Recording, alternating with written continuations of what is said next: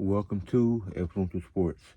And last night, the Raw after Summerslam took place, and it was great. First, to start off the show, had Ludwig Kaiser. He came back. He was out for a few weeks with an injury, but he came back to introduce Gunther, the new World Heavyweight Champion. He came out there, talked about the prestige of winning the championship, and how he's going to be a great champion and hold it for a long time. And he said nothing could catch him off guard. Then shortly after that, Randy Orton had came out, and earlier it was mentioned, well, it was posted on Instagram. Adam Pearce said that he made some arrangements. Adam Pearce made some arrangements with Nick Aldis to get some SmackDown guys on last night's episode of Raw, and Randy Orton was one of them. King of the Ring, Randy Orton technically lost, but his shoulders weren't down. But the ref's decision was final. This is how Gunther got the World Heavyweight Championship match. And that's what Orton had pointed out, that his shoulders were never down. And he came back, he asked for his rematch at Bash in Berlin, which is coming up on August 31st. And Gunther granted his request. He accepted the challenge. And that was it. That was a good opening segment. It made a lot of sense, especially after what happened with King of the Ring. Triple H did say there will be a rematch at some point down the line, and this is going to be the rematch at Bash in Berlin between these two. So even though it's kind of defeats the purpose of the brand split, but in this case it makes sense. But yeah, that was a great opening segment. Then some of this won't be in order because the two biggest segments of the show I'm gonna cover last. But Sheamus had a match with the returning Ludwig Kaiser. They were having a feud before Ludwig got injured, and they revisited that last night. It was a good match. Sheamus ended up getting the win. Pete Dunne tried to interfere, but he was unsuccessful. And they've been doing something with Sheamus and Pete Dunne. Still don't understand why or what happened to make Pete Dunne attack Sheamus these last few weeks. But it was a good match between Sheamus and Ludwig Kaiser. Don't know where Ludwig Kaiser goes from there, because he already lost. So, but I think he won before he got injured. I think he won a match against Sheamus. But after that, Bronson Reed, he was pretty upset. He asked Adam Pearce, I beat Sheamus last week, so how does Sheamus get a match on Raw? And I don't, which makes perfect sense. And we're going to get to Bronson Reed later in the video, because he was like, I'm going to make a statement for myself. Moving on, Lyra Valkyria and Shayna Baszler had a short match. Honestly, the match wasn't necessary, because I think both of them are good wrestlers, but Lyra Valkyria won via disqualification because Sonya Deville and Zoe Stark got involved when Lyra was trying to win. They interfered. Lyra still technically won, but just by disqualification. Then Damage Control came out there to kind of save Lyra Valkyria. It's more of them trying to prove that they're the most dominant women's faction on Monday Night Raw. But that was a segment. And it'll be some more stuff about them later as well. The New Day had another match with the Authors of Pain. Kofi Kingston is back on TV now. He had returned at a live event recently where he re-aggravated his injury, but he's back on TV now. So the New Day, Xavier Woods, Kofi had a match against the Authors of Pain. Karrion Kross tried to get involved. New Day almost lost, but then Odyssey Jones, who was drafted not last year, not this past draft that just happened recently. He was drafted last year, so the draft before that, and this was his first time on Raw. So he came out there, helped, he took out Karrion Kross, AOP, and they were surprised. New Day, they got the win. I'm pretty sure it was Xavier who ended up getting the pin in that match. Xavier was very happy. Not Xavier. Kofi was very happy that Odyssey Jones came in there.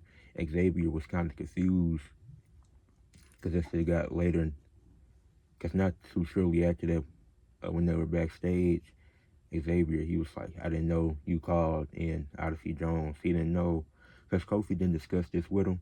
He didn't know that was going to happen.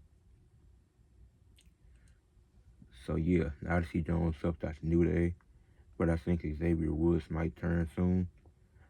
Or the next match, another SmackDown, a few more SmackDown guys, A-Town Down Under, Austin Theory and Grayson Waller. They had a match with the Austin Truth. After the segment they had at SummerSlam with involving Jelly Roll, it made sense that they would have this match. A-Town Down Under got the win. It doesn't look like Austin Theory is going to be turning babyface anytime soon, because they were teasing it for a little bit that he could potentially, that Waller would turn on him at some point. But they got the win here. I guess I'm assuming they were just there for this week. R-Truth made a few mistakes at the end. Both of these teams have won the tag titles at WrestleMania. Now it's not like WWE is doing much with them. Awesome Truth could help out Damian Priest and Rhea with the Judgement Day stuff, which I'll get to that later. But A-Town Down Under got the win. Back to some more Damage Control and Sonya Deville as a group. Damage Control was walking to the ring. Then Sonya Deville, Shayna Baszler, Zoe Stark, they attacked them. Took out Dakota Kai because she was supposed to have a match with Sonya Deville, but Dakota Kai got taken out. So Iyo Sky ended up replacing her. She got the win over Sonya Deville, and it was a solid match. They got some good TV time, and that was the end of it. Iyo Sky got the win, even though it was a 2-on-3 disadvantage with just Iyo Sky and Kairi Sane, but they were able to handle Sonya, Shayna, and Zoe.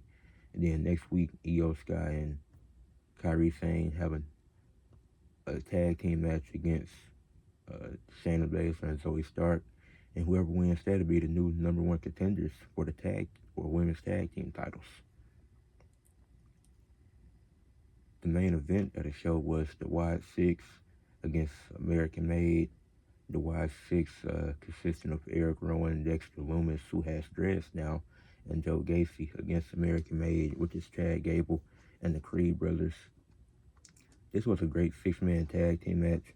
Great way to close the show. Both teams look good, making their debuts together.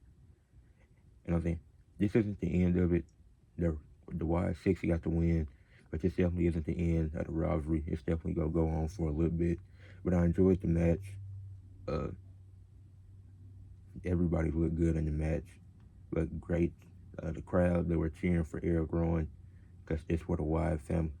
The Wyatt family made their debut in that arena a while ago, 11 years ago actually, in that same arena. Next, CM Punk. This happened early in the show, but CM Punk, he came out there, called out Drew, because Drew still has this bracelet, and still Punk isn't happy that he lost.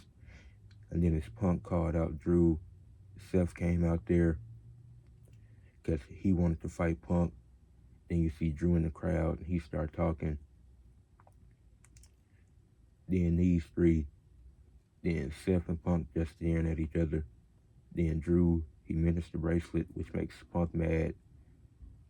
Then Punk, he runs up goes through the crowd to chase Drew. Then Seth turns around and he gets attacked by Bronson Reed, who said he was going to make a statement. Bronson Reed delivered 6 tsunamis to Seth Rollins, putting him in the hospital. Which Bronson Reed said he was going to make a name for himself. And he did exactly that, coming out attacking a main event guy like Seth Rollins after that. So obviously Punk and Drew rivalry still isn't over. Seth is still involved in that. But for now, he's going to have to deal with Bronson Reed if he can. Yeah, once I don't know how long he'll be out, but they're trying to do some stuff with Bronson Reed and build him up. as a dominant guy. Then the last thing is, well, not the last thing, because one thing I forgot to mention was Jey Uso and Sami Zayn. They had a little backstage segment, and they were Sami, he was kind of down that he lost, but next week he gonna get his rematch against Braun Breaker in the best 2 out of 3 falls match, which I'm thinking that's gonna go an hour. I think that's gonna be a good match. It's probably gonna be long, but it's best 2 out of 3 falls. And Jay said they're gonna go out to the tag team championships after that, which makes sense because they beat Finn Balor and JD the Judgment Day a few weeks ago, so it makes sense for them to go after the tag titles. But staying with Judgment Day, Priest called out Finn Balor. Finn appeared on the screen, and him and the rest of Judgment Day, including Liv, that's the new Judgment Day now. It's no more Rhea, no more Damian. And Finn said he'll fight him on his time. So Priest, he had a match with JD McDonough, which was a really good match, especially with JD's size compared to Priest. Priest won via disqualification because Judgment Day interfered.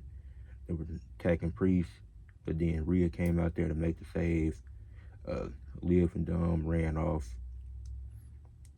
Rhea took out JD, and Rhea and Damian Priest, the Terror Twins, were left standing tall.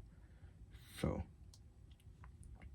this rivalry is already great, with the Dissension of Judgment Day finally taking place at SummerSlam. Well, I guess it's kind of a new Judgment Day. Just Rhea and Priest were kicked out. But maybe somebody like the Awesome Truth could help Judgment Day, because Damian Priest was the only one that liked R-Truth, and now Rhea's a babyface, so it could work out. It's a few different directions they can go with this, but the Raw after SummerSlam delivered. I cannot wait to see SmackDown with Roman back. LA Knight finally the new U.S. champion. But that is it for this video.